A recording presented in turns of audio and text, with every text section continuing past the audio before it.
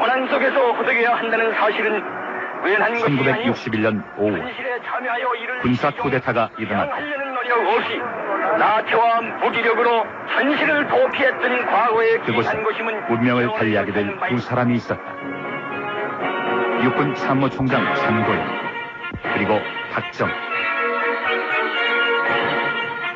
혁명 공약은 박정희가 아니라 장도영의 이름으로 발표됐다. 이어서 군사혁명위원회 의장 장도영 장은 그 경여사를 통해서 민주주의적인 정치의 제재를 확립하고 남북 통일을 정권을 수호해야 할 참모총장이 쿠데타군 박정희와 손을 잡은 것이었다. 누가 봐도 장도영은 배신자였다. 나 양다리 걸었다고 봤어요. 이쪽에 붙을까 저쪽에 붙을까. 다 그저 두 분들 다 짜고 하시는 걸로 난 그렇게 그 당시에 알았어요. 내가 장대면 나는 못해. 나를 지키고 하라. 혁명 직후 장도영은 국가재건 최고회의 의장, 내각 수반 등 쿠데타 정부의 요직 4자리를 차지했다. 우리는 빈곤과 혼란을 품다 부단히 진투하려는 박정희는 장도영의 그늘에 있었다. 부철한 반공 전술로 그러나 장도영의 추마는 2달을 채우지 못했다. 10월 9일 장도영은 반혁명 혐의로 체포됐다. 혁명의 실세 박정희에게 거세당한 것이다. 장도영은 한때 사형을 언도받기도 했다. 그리고 40년의 세월이 흘렀다. 먼저 얻었습니다. 아이고 예. 맞습니다. 예. 형 집행을 면제받은 후 장도영은 한국을 떠났다. 그리고 계속 미국 땅에서 살아왔다.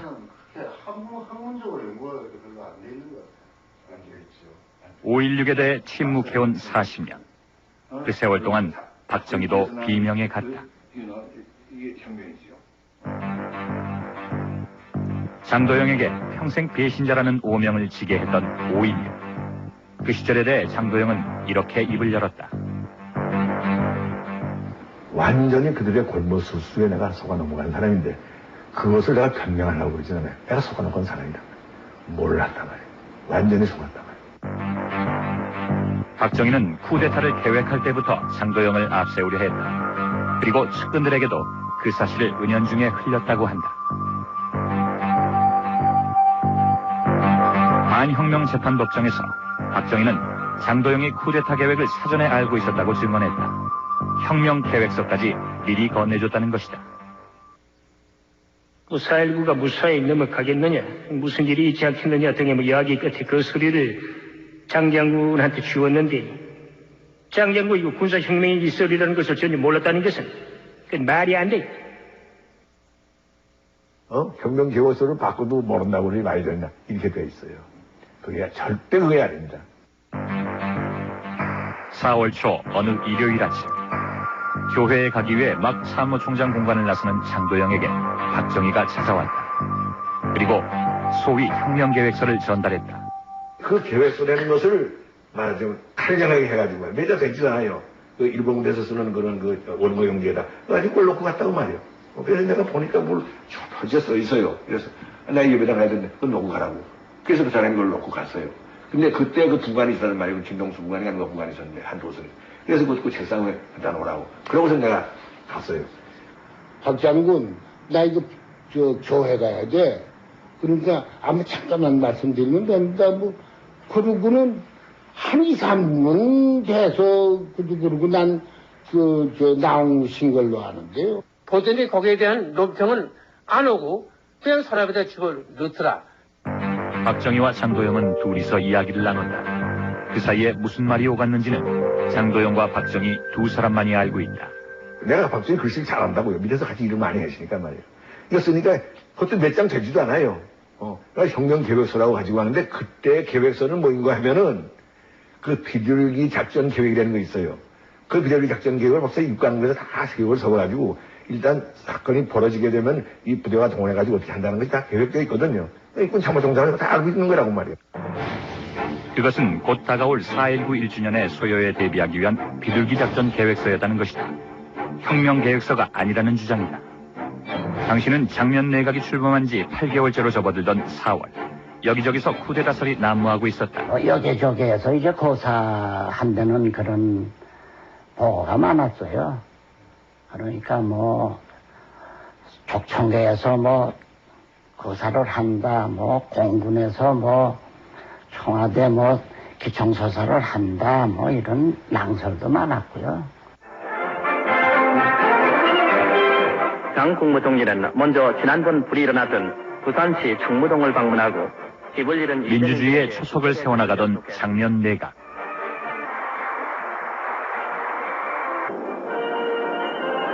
그러나 장면의 제2공화국은 집권 초부터 끊임없이 각종 쿠데타설에 시달려야 했다. 장면이 참모총장으로 임명한 장도영이 연관된 쿠데타설은 서울지구 방첩대에까지 들어갔다. 우리 듣는 사람도 총장 모신다. 그러면 취급하는데 아무래도 강도가 좀 약할 거 아닙니까? 장도영 장군이 정점으로 이게 5.16 혁명을 한다 하는 것이 초도 의심이 없이 그냥 그전 그렇게 알고 움직인 거예요. 정보는 장면 총리의 측근에게도 흘러들어갔다. 심지어 장도영을 정점으로 한 쿠데타 세력의 조직표도 나돌았다. 공산당 도표가지고 우리 밤낮 공산당 도표에 이제 직업상 그리고 했는데 장도영 해가지고 이제 박정희 대통령 주우죠. 김종필 뭐 길재호 뭐 저거 그때 하악상했던 사람들 있잖아요. 선우종호는 이 사실을 직접 장면 총리에게 보고했다. 그럴 리가 없다는 게. 내가 참모총장 시킬 때 내 앞에서 생명을 바쳐서 충성을 다하겠다고 남자 입으로서 그런 맹세를 하다시피 했는데 아니 그 사람이 얼마 되지도 않아가지고서 그럴 수가 있냐. 그 장박사 저 성격으로 봐서는 믿어요. 그건 남을 잘 믿는 사람이니까 전적으로 믿었죠. 내 말도 안 믿었을 거예요. 5.16 주체 세력 중 핵심들의 증언에 의하면 그들은 장도영이 박정희의 회유로 쿠데타에 가담했다고 믿고 있다. 박정희하고 나하고는요, 쿠데타를 같이 하자는 그런 모의를 할 입장도 아니고 그러한 처지도 아니고 그런 상하 관계가 있을 수가 없는 거예요. 그러니까 나하고 무슨 협의를 많이 했는데 어떤 때는 찬성하다가 어떤 때는 반대하다가 왔다 갔다 하니까 이 사람이 믿을 수가 없다 이런 얘기를 했는데 여보 누가 나한테 와서 쿠데타 하자는 사람이 있겠어요. 참모총장한테 와서 이건 군대 상식 있는 사람이면 이건 도저히 믿을 수 없는 일들이라고요. 박정희의 쿠데타 계획은 여기저기로 정보가 새고 있었다. 저도 박정희 장군 여러 번 만났죠. 만나면 버마 시구락도 쿠데타해서 나라 바로 잡아야 되지 않겠냐 하는 다 가볍게도 얘기하고 그러대요 뭐. 박정희 장군을 중심으로 했다는 건 그건 거의 공개적으로 한 거나 마찬가지로 다 알려져 있고요. 또 남이 다 아는데 장도영 장군이 왜 평소에 같이 근무하고 쭉 했는데 왜 모르겠습니까? 쿠데타 10여일 전 마침내 장도영도 박정희의 쿠데타가 확실하다는 보고를 받게 된다. 그 사람이 무슨 쿠데타를 할까? 그렇게 또 믿지를 않았어요, 사실은. 믿질 않았어. 정말 그 사람 쿠데타 할 수 있다 하는 그 생각을 하지 못했어요. 시간은 있었다. 장도영은 얼마든지 박정희를 막을 수 있었다. 그런데 장도영은 왜 박정희를 잡아들이지 않았던 것일까? 장성을 저 사람 쿠데타 한다고 그런 증거도 없이 들어가지고서 갖다 감내면 있을 수 없는 거지. 있을 수 없는 얘기. 그건 난 보면 그 군대를 정말 이해 못하는 사람들의 얘기입니다. 낭설, 풍설, 그런 소문 가지고 장성을 잡아다 가두는 것도 물건을 챘다는 게 아니라 나라를 뒤져박는 쿠데타 이거 말이 안 되는 거예요.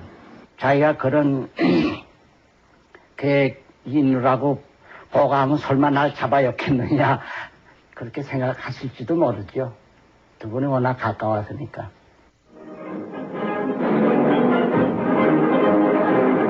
박정희와 장도영에겐 남다른 인연이 있었다. 장도영이 2군 사령관이었을 때 박정희는 예편당할 위기에 처해 있었다. 박정희의 좌익 경력 때문이었다. 이건 내가 말 들으니까 박정희 소장이 지금 교육참모부장으로 있는데 그 공산당이라고 그래가지고서는 그 사람들 예편식인다고 그러는데 그거 무슨 증거가 있어. 글쎄 뭐 증거 같은 건 없지만 그런 여론이 그건 안 됩니다. 난 찬성할 수 없습니다. 이런 사람을 그렇게 내버릴 수 없습니다. 만일 자리가 없다면 마치 내가 부사령관이 비었어. 박정희를 자신의 2군 부사령관으로 데려온 장도영. 그는 6.25 직후 남로당에 연루되어 예편당한 박정희를 복직시켜준 적도 있었다. 박정희하고 이제 가까웠다. 그건 내가 말해 가까웠어요. 그 박정희 예편들게 된 것도 구해준 것도 또 사실이에요. 이런 것으로 생각해서 말이에요. 이거 장동영 벌써 미리부터 된거 알잖아요. 그러니까 장면 박사가 참모총장 시키는데도 이것을 박정희하고 결탁을 해가지고 이거 전복시키는데 협력을 이건 터무니없는 얘기였다. 전부 사랑하는 부하들인데 그러니까 어이가 없지. 그 제가 볼 때는 가장 난처한 것이 그분이었었고 입장이 곤란했죠. 뭐. 그러나 저쪽 박정희 장군하고 야합을 하겠다는 그런 생각은 안 했을 겁니다. 친애하는 애국동포 여러분. 그리고 쿠데타는 왔다. 연인자중하던 군부는 드디어 오늘 아침 미명을 기해서 일제의 행동을 개시. 5월 16일 쿠데타군은 서울에 무혈입성했다. 제2공화국을 수호해야 할 참모총장 장도영은 어디서 무엇을 하고 있었을까? 5월 15일 밤 장도영은 소공동에 있는 서울지구 방첩대에서 심상치 않은 움직임을 처음으로 보고받았다. 이상국 장군의 34단에서 쿠데타군의 출동 계획이 사전에 발각된 것이다. 이상국은 이 사실을 보고하기 위해 수색의 34단을 떠나 서울지구 방첩대로 갔다. 이제는 경찰이 나한테 협박했다고. 이 사람들이 당신 말 안 들으면 당신 가족 못 살아갔다 본다고. 그래서 내가 우리 가족을 우리 처갓집을 보냈어요. 우리 집에서. 그런 얘기를 했어요. 그 당시 보고 들은 사람이 다른 건 아니고 사단 내에서 일반 사단의 사람이 사단장을 살해하고 뭐 반란을 일으켜서 살해를 하고 가족까지 살해한다고 그래가지고서 지금 뭐 문제를 일으켰다. 그래서 사단장이 그래서 뭐 도망을 해 나왔다든가 뭐 그런 식으로 보고를 받았어요. 식당에서 저녁을 먹다가 근처의 서울지구 방첩대로 가서 이상국의 보고를 들은 장도영. 그는 이때까지도 사태를 가볍게 받아들였다. 쿠데타가 아니라 단순한 난동으로 보고가 됐습니다. 물론이죠. 난 그렇게만 해석을 했고 그래서 그렇게만 이상국 장군한테 얘기해서 보냈어요. 이상국 장군에게 헌병들을 붙여 34단으로 돌려보낸 후 장도영은 육군본부에 연락을 했다. 그리고 뜻밖의 사실을 알게 된다. 서울지구 주둔 부대들이 야간 훈련을 한다는 것이었다. 장도영은 각 부대에 연락하여 야간 훈련을 취소시켰다고 했다. 수색의 34단과 김포의 공수단, 그리고 부평의 33사단. 사실 이 부대들은 모두 쿠데타군의 주력 부대들이었다. 그럼 알았다. 중단해라 말이야. 일단 다 중단시킨 거예요. 그래서 34단, 33사단, 공수여단 뭐 이런 것 육군에 관한 것만 그러니까 물론 해병대원하고 관계하고 관계없으니까 말이야. 그 무렵 영등포에 있는 육관구 사령부에 이상한 기미가 있다는 소식이 들어왔다.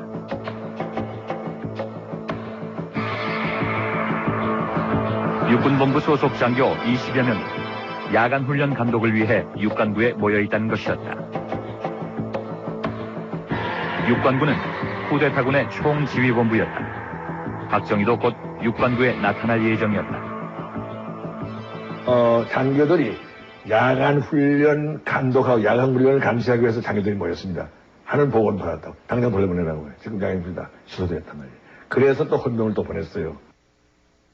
한때 장도영의 참모이기도 했던 육관구 참모장 김재춘. 사실 그는 박정희를 대신해서 육관구를 총지휘하고 있던 인물이다. 육관구 사령부에 무슨 짐을 알 수가 없었지. 전혀 알 수가 없었지. 나는 그냥 아주 정상적으로 부대를 컨트롤하는 그 정상 방법으로서 그냥 헌병강도가 보내서 장교들이 전 야간 훈련 없으니 돌려보내라고 그랬단 말이에요. 예. 그러니까 이 김재춘이 또 보고 왔어요. 다 돌려보냈습니다. 사령부 다 조용합니다. 전부 이렇게 보고 있어요. 육군본부에서 온 사람들은 다 어떻게 되느냐. 그런데 육군본부에서 온 사람들 다 가고 박정희 장군도 어디로 육관에서 나갔는데 어디로 가는지 모르겠습니다. 저것은 그렇게밖에 얘기할 수가 없었죠. 전부 거짓말이니까. 이제 장교들 다 돌아갔습니다. 아주 사령부가 조용합니다. 저는 허위 보고 밖에 할 수가 없는 건 뭐냐 하여튼 어떻게 우리 교사를 일일이 다 본인이 알고 있을 텐데 왜 저분이 나한테 그러나 저는 속심에 그렇게 생각을 하고. 당신이 참모총장을 생각해 보세요. CIC에 믿는 참 그 관무사령부의 참모장관이 전화 걸었어요. 오전에 사령부가 참모장이 야간 훈련 다 중지하고 장교들 다 해산했습니다. 조용합니다. 뭘 더 의심하고 뭘 더 믿겠어요. 장도영은 계속 박정희를 찾았지만 연락이 되지 않았다. 그런데 사정이 넘어서 박정희가 육관구에 나타났다. 원래 예정보다 늦은 시각이었다. 박정희가 육관구에 나타났다는 보고를 받고 장도영은 연결을 지시했다. 박정희와 장도영은 전화로 연결되었다. 그 여관에 가서 술 취해서 술을 너무 만취해가지고 오다가 권총을 놓고 왔어요. 여관방에. 그래 가다가 다시 돌아가서 권총을 차고 돌아갈 정도로 술 취했다 얘기했다네 말이야. 그 전화 받으니까 벌써 술 취한 얘기거든. 그냥 뭐 술 취하면 하는 얘기가 있어요. 그 얘기가 말이야. 하는 얘기가 말이야. 아 이거 되겠습니까 말이야. 이거 우리가 거사를 해드렸습니다. 한 번 거사를 해드렸습니다. 하여간 이런 식으로 얘기해요. 거사라는 말 많이 썼어요. 그래서 여보 거사가 뭐요? 당신 돌았어? 당신 술 취했구만. 당장 돌아가라고 말이야. 그래서 제정신으로 할 수도 없는 그런 그 위험한 상태니까 참 이해가 갑니다. 어떤 사람은 술 먹고 그런데 술 샀었다고 해서 자기 정신을 갖다가 가누지 못하는 그런 것도 아니고. 아니 술 취했어 말이야. 당장 돌아가자라고 말이야. 그랬어. 그때까지만 해도. 근데 그게 다 기록에 나오는데 그 읽어본 사람들은 말이야. 이거 상당히 정말 미쳤구만. 그래 그때 상태는 그렇게 됐다 이겁니다. 난 그때 미치지 않았어요. 난 그때 술도 안 먹었어요.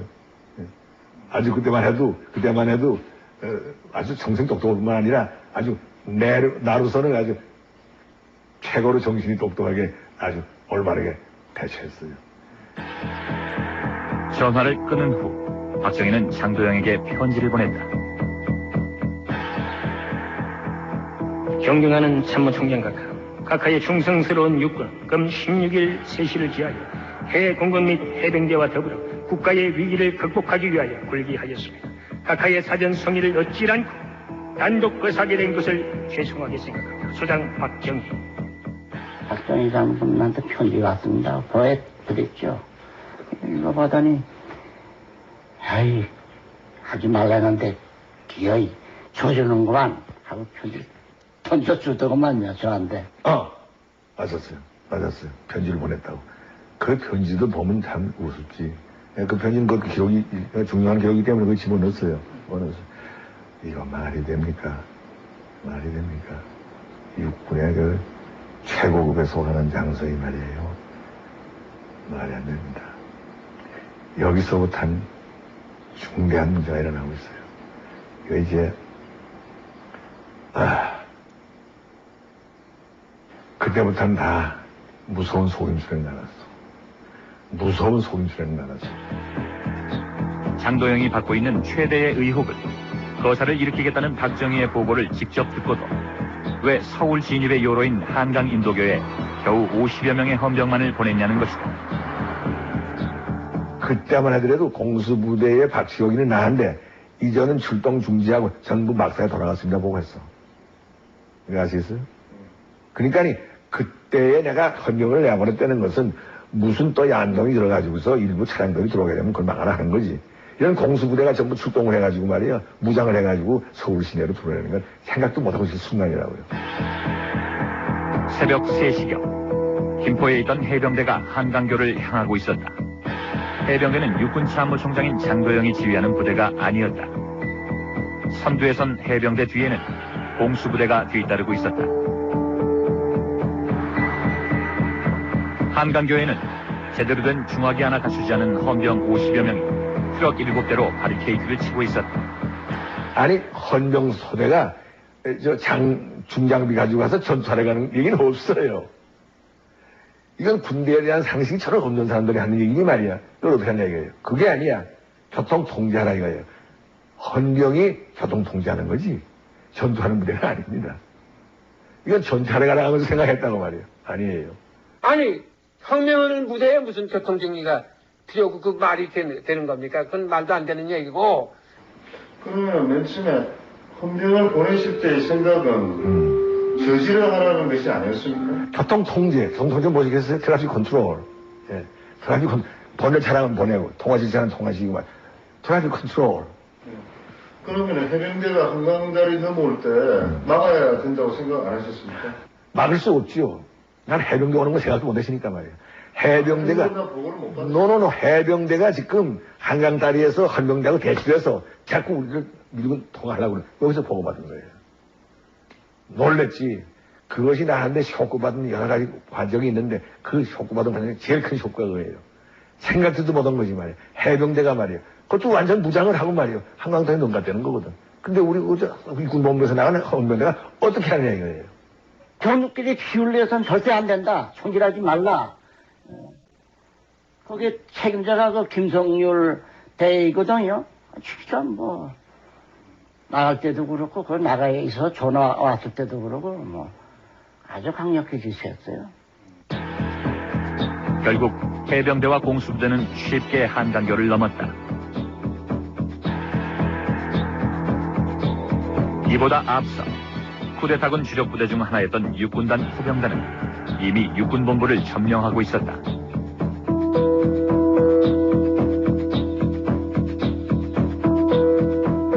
쿠데타는 그렇게 성공했다. 제대로 된 교전 한 번 없었던 무혈입성이었다. 세칭 60만 대군을 지휘하는 참모총장 장도영은 왜 겨우 3,600명밖에 안 되는 쿠데타군에게 그렇게 쉽게 서울을 내줬을까? 참모총장의 그 진압을, 반란을 진압하는 데 있어서는 내가 볼 때는 이해가 안 가는 그런 식으로 했으니까 일본이 한비적으로 그렇게 하면서 한비적으로 우리 혁명을 돕는 거다. 전 그렇게 생각을 했어요. 그렇게 적극적으로 막전이 피 흘리게 했고 또 박 장군 그 고사 덕전이 이쪽에 배신하는 거 되고 입장이 곤란했죠. 뭐. 내가 저는 얘기지 않았던 기습 공격을 한 거거든요. 기술을 받은 거란 말이에요. 그러니까 여기 기습 공격을 받아가지고서 뭐 그냥 완전히 락다운된 상태란 말이에요. 그렇지만 문제는 이제부터 하려고 생각한 것이 나예요. 이제부터는 어떻게 해야 되나 말이에요. 그래서 내가 참모들 보고 자 갑시다. 내가 참모들 다 연설한 건 아니지만 다 갑시다. 그래가지고서 내가 이제부터 아니다 말이에요. 이거 어떻게 수습하느냐. 이미 서울 장안은 쿠데타군이 깔려 있었지만 진압이 불가능한 것은 아니었다. 전방의 부대들을 동원할 수도 있었다. 장도영은 일단 박정희에게 원대로 복귀할 것을 설득했다고 한다. 그러나 박정희는 응하지 않았다. 이제라도 말이요. 정말 이 사람들을 어떻게 몰아내려면 군대 동원해야 된다. 어떤 부대를 동원할 것이냐. 그래서 내가 인부택을 한데 그 예비 군단 전화 걸고 그 사단 동원하는데 시간이 얼마나 걸리냐. 그런 거 다 계산해보고 또 될 수 있는 대로 더 부대를 많이 끌어내가지고서 나는 그 부대를 다 사용하자는 것보다도 서울을 포위해서 반위협적으로 말이야. 너희들 안 나가면 정말 없어진단 말이야. 이런 방법도 아마 30가지 방법을 다 강구고 있었어요. 열심히 생각하고 있었어요. 그러나 어떤 방법을 써도 유혈 사태를 피할 수는 없었다. 5월 16일 오전 대통령의 전갈이 왔다. 장도영은 청와대로 들어가 윤보선 대통령을 만났다. 윤보선은 유혈 사태를 우려했다. 너희도 어떻게 피를 흘리면 안 된다. 피를 흘리지 말고 수술해라 하는 것이 내가 받아들인 대통령의 명령이에요. 그럼 그 이후로 그 대통령 명령대로 수행하십니까? 그건 물론이죠. 물론이죠. 한 채 요금당이 없이 하려고 노력을 했고 그렇게 왔죠. 장도영은 진압을 포기했다. 그리고 5월 16일 오후 4시 30분 박정희의 요청에 따라 군사혁명위원회 의장직을 수락했다. 이거 보세요. 장면 박사, 장면 내가 하고 제2공화국하고 이 쿠데타는 제가 돌았어요. 중간에 서서 어떻게 하겠어요, 당신? 어떻게 하겠어요? 이쪽에서 저쪽 피점을 막아야 되고, 이쪽에서 또 반대로 또 막아야 되는 것이 피 흘리지 않는 방법 아니겠어요? 어떻게 피를 안 흘리고서 또 하는 방법이 어디 있겠어요? 누가 얘기한 낭다리 걸었다 먹은 간에 말이야. 피 흘리지 않고 평화적으로 수습하는 방법이 어디 있겠느냐? 이거 내가 항상 얘기하는 겁니다. 다시 생각해 보세요. 당시 한국군의 작전 지휘권은 실질적으로 유엔군에 있었다. 장도영은 유엔군 사령관 메그루도 장군도 만났다. 메그루도는 쿠데타군을 몰아내야 한다는 언지를 주었다. 마그로 장군은 그 3천 몇백 명, 4천 명도 안 되는 부대가 돌아가는데 이걸 왜 그러냐 말이야. 내쫓으라 말이야. 내가 지금도 기억합니다. 내가 이호순 반란 사건 아니죠? 이게 소총대대가 반란을 이렇게 해가지고 여수 순천 장악하고 지상으로 나와가지고 터보를 몇 년 했어요. 수십만의 인명 피해를 보고 말이에요. 내가 그게 터보 작전 건지 하나입니까 말이에요. 이런 것이 반란군의 실태다 이거예요. 미국 군대 명령 안 들어도 돼. 당연하지. 내가 이런 명령 들으려고 참모총했는데 말이에요. 이런 상황에서 가장 중요한 것은 내각 수반인 장면 총리의 의지였다. 메그루도는 장면의 뜻을 알고 싶어 했다. 그러나 그때 장면은 행방불명 상태였다. 장면의 비서들은 메그루도를 찾아갔다. 구체적으로 진압을 하신다 안 하신다 그런 이야기는 저 기억에는 없는 것 같지만 분위기는요 그랬습니다. 총리만 찾으면은 금방 이거는 해결될 수 있는 문제다. 그렇게 심각하게 보시지는 않았는 것 같아요. 그 당시는. 그 말씀에서 몇 사람 안 되는 장교들이 주동이 되는 사건이기 때문에 곧 해결될 것이다 하는 그런 뉘앙스가 많았습니다. 그 시간 장면 총리는 어디로 사라졌던 것일까? 5월 16일 새벽 장면은 집무실이었던 반도 호텔에 있었다. 그곳에서 장면은 장도영의 전화를 받았다. 쿠데타가 났으니 피하라는 것이었다. 장면은 부인과 함께 반도 호텔 맞은편에 있는 미국 대사관을 찾아갔다. 그러나 대사관에서는 문을 열어주지 않았다. 한 블록 옆에 있는 대사관 직원 사택을 찾아갔지만 그곳에서도 역시 장면은 받아들여지지 않았다. 이쪽에서는 총리가 오셨다고 하고 경비원들은 새벽에 무슨 총리가 오시느냐 이야기가 있으면서 자기네들이 내부에서 확인을 한다 하는 도중에 기다리시다가 못해서 그냥 차를 그냥 빼라 그래서 바로 해화동으로 가신 것으로 저는 기억이 납니다. 쿠데타군에게 언제 잡힐지 모르는 위급한 상황. 장면은 차를 돌렸고 어디론가 떠났다. 그리고 그로부터 50여 시간 동안 장면은 행방불명이 된다.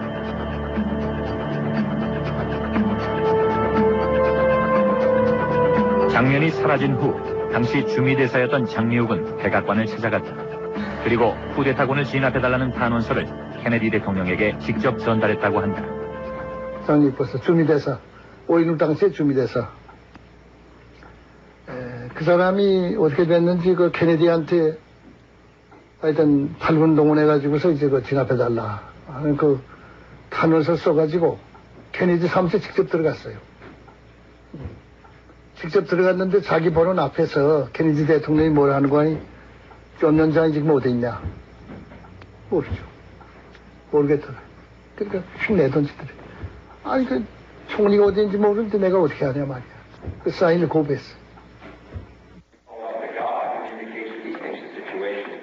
케네디와 미국이 앞세운 논리는 오직 한 가지였다. 장면 총리가 사라졌기 때문에 쿠데타군을 진압할 수 없다는 것이다. 그거는 구실이에요. 그거는 구실이에요. 당신네가 나타나면 우리가 당신네하고 같이 손잡아서 돕겠다. 그래서 왜 안 나타나세요? 전혀 커미트먼트가 없었고.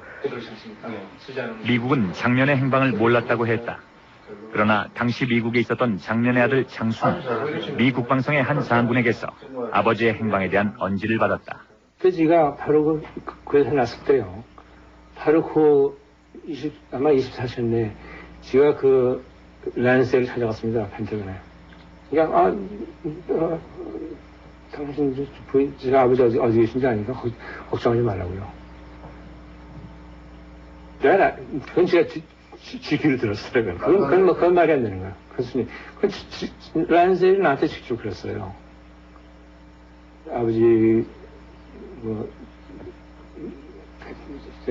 잘 계시니까 걱정하지 말라고 그러죠. He's safe. 안전하게 계시니까 걱정하지 말라고. 그러다 바로 그래요. 그러니까 칼멘스 요원회가 그 얘기하는 거죠. 미국 대사관을 떠난 후 장면은 해화동에 있는 칼멜 수녀원으로 갔다. 그리고 그곳에서 직도한 것으로 알려져 있다. 16일 새벽부터 공식적으로 모습을 드러낸 18일 오후까지 장면이 무엇을 했는지는 잘 알려져 있지 않았다. 그러나 최근 공개된 미국 문서를 통해 그의 행적이 밝혀졌다. 장면은 칼멜 수녀원에 있으면서 미국 대사관에 계속 전화를 했던 것이다. 당시 미 대사관 책임자는 마샬 그린 대리 대사였다.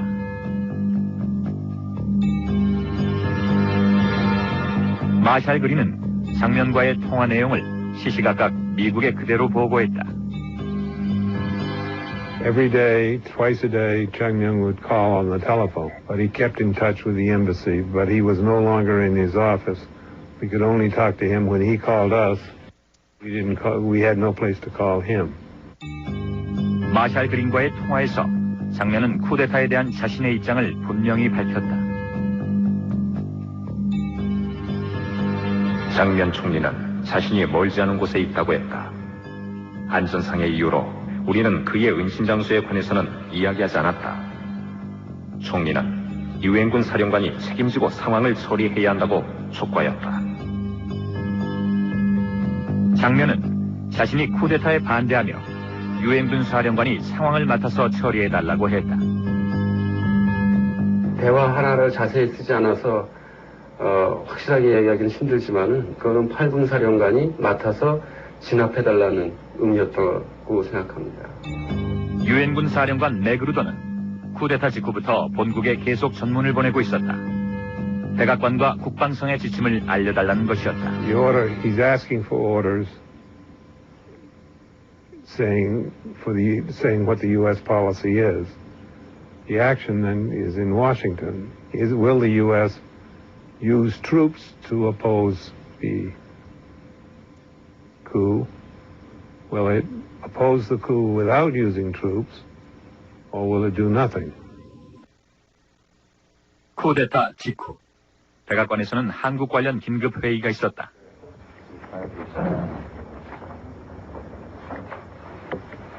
회의 내용이 정확히 어떤 것이었는지는 아직까지 밝혀지지 않았지만 쿠데타에 대한 미국의 대처 방안이 결정되었던 것으로 추정된다.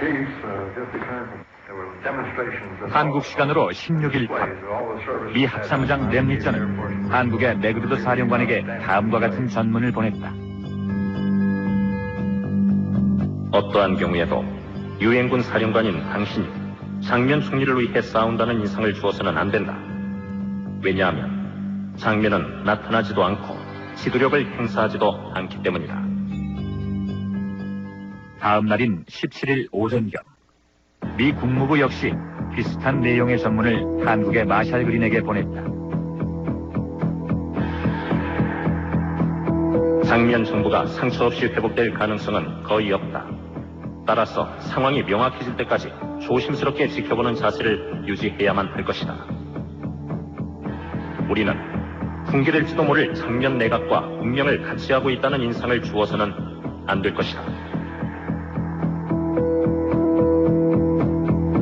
케네디 정부는 한국에서 일어난 사태에 개입하지 않을 것을 분명히 했던 것이다. 그러면서도 불개입의 이유를 장면에게 계속 전가했다. Every time he called, we would encourage him to take some public action which would demonstrate that he was in charge, and we would back him up. That was our policy. Chang Myung never made that public statement.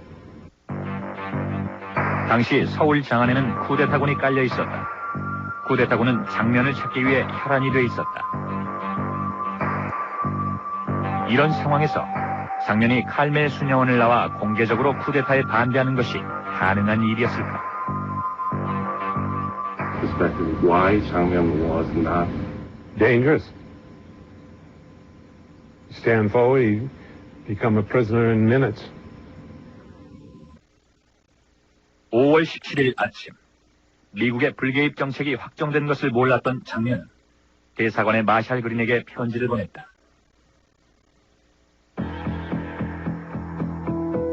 장면이 보낸 중개인이 가져간 그 편지에서 장면은 미국의 입장을 거듭 물었다.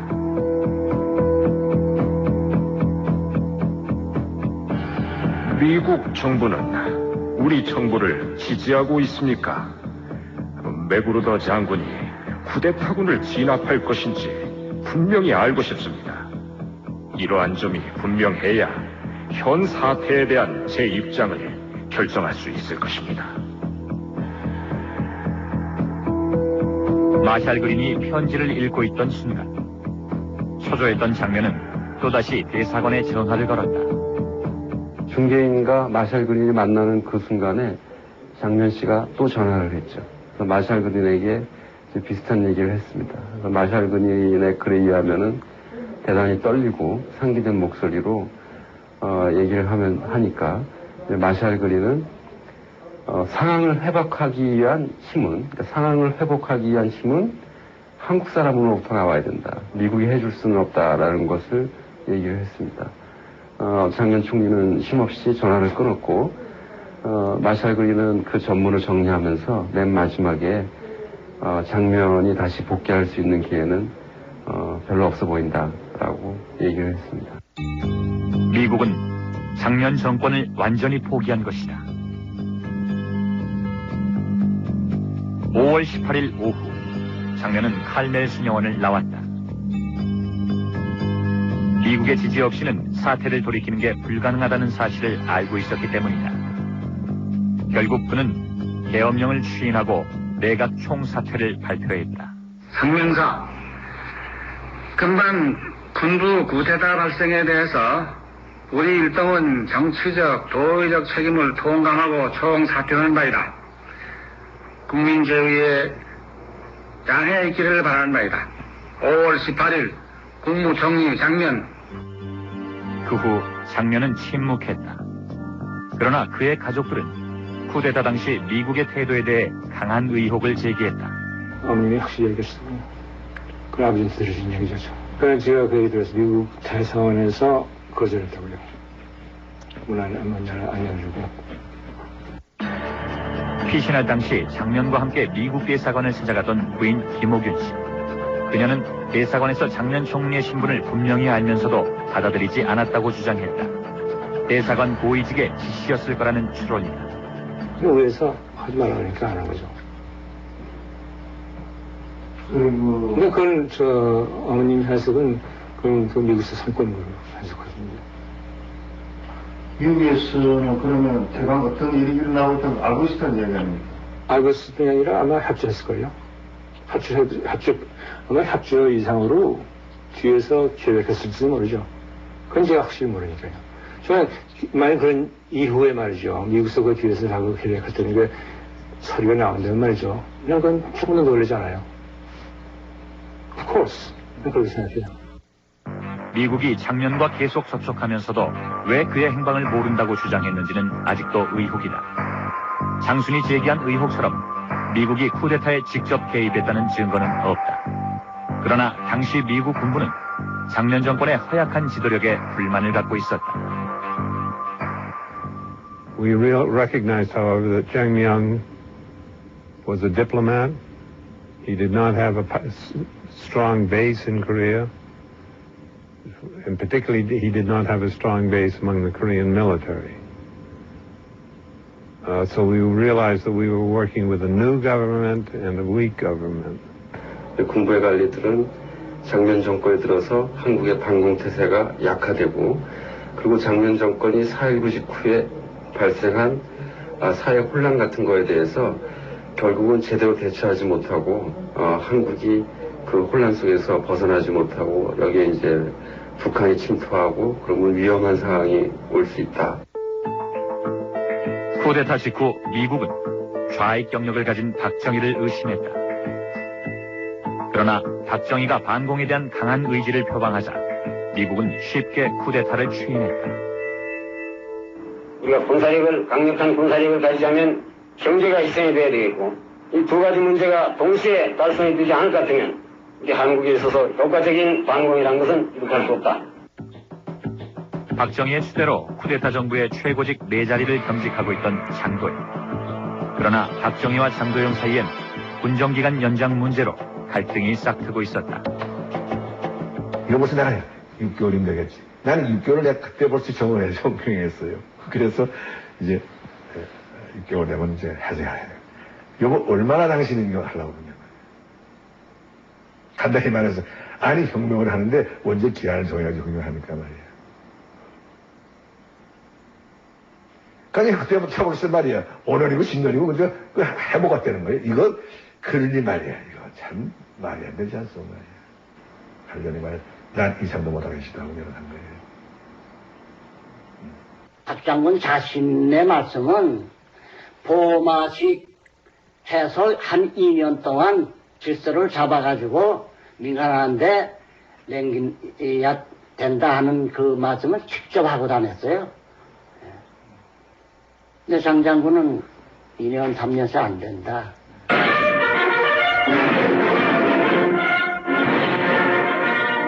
6월 6일 비상조치법이 통과됐다. 오후 1시에 국가대학은 비상조치법을 공포했는데 비상조치법의 골자는 그동안 장도영이 갖고 있던 4개의 지위 중 참모총장과 국방장관 자리를 박탈하는 것이었다. 실질적인 권력을 모두 빼앗은 것이다.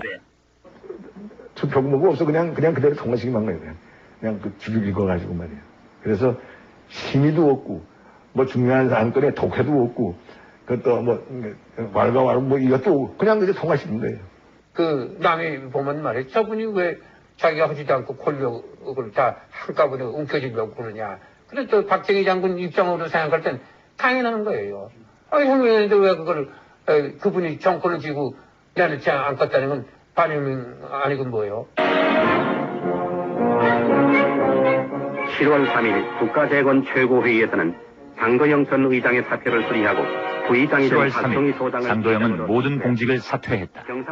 쿠데타의 실세 박정희는 명실상부하게 최고의 권좌에 오른다. 장도영의 역할은 거기까지였다. 무슨 얘기가 있었든지 간에 밀려나게 돼 있는 거 아닙니까? 그 혁명의 주체는 역시 그 박정희 대통령 거기고 팔기생 거기고 장도영 씨는 그 혁명 수행하기 위해서의 하나의 그 이용물로 이용한 거고, 사실 또 그 장도영 씨를 끌어들이지 않았으면 힘들 겁니다. 그 참모총장을 끌어넣었다는 게 얼마나 큰 힘입니까? 그건 이용물로 잠시 했지. 그 어떻게 장도영 씨가 어떻게 정권 잡겠어요? 그 해결머리를 어떻게 줍니까? 그건 안 되죠. 자기 계산 잘못했지. 몰락은 거기서 끝나지 않았다. 7월 9일 장도영은 반혁명 혐의로 체포됐다. 한때 사형 선고까지 받았던 장도영은 62년 5월 집행위원제로 출감했다. 그리고 그해 8월 미국으로 떠났다. 그 여지까지 40년 동안 그렇게 욕설과 빈축과 그런 비판을 많이 받고 살아왔어요. 그것이 뭐 난 어떤 면을 보자면 그것도 당연한 비결이다 이렇게 생각하고 있습니다. 5.16 그로부터 40년이 지났지만 장도영은 그의 회고록 제목처럼 조국당을 바라만 보며 아직도 이국당을 떠돌고 있다. 역사가 그의 어깨에 지워준 오명을 짊어진 자. 참모총장으로서 해야 될 일을 3번 못했단 말이야. 왜? 참모총장으로서 의장이 발견해서 말이야. 다 빼내서 말이야. 이거 처벌해야지. 해소시켰어야지. 그러고 민주정부로서 오형에 나갔어야지. 다 못한 거 아니에요. 그러기 때문에 그 죄와 거기에 대해서 벌을 받는 거 있다고 내가 오늘도 지금도 생각하고 있는 거예요. 내가 절을 받아야지.